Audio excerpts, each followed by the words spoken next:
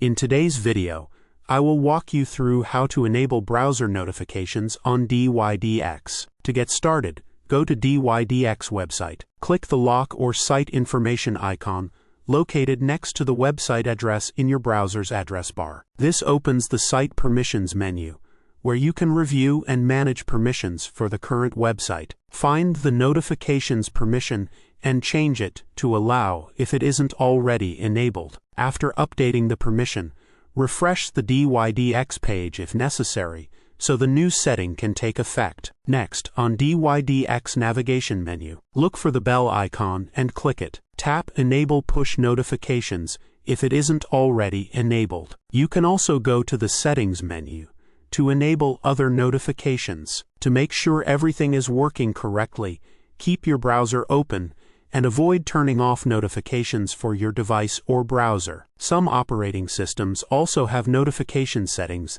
that can affect whether browser alerts appear, so it's worth checking those if notifications don't show up as expected. If you no longer want to receive browser notifications, simply return to your browser's site permissions and change the notification setting back to Block or Ask, depending on your preference. And that's how to enable browser notifications on dYdX.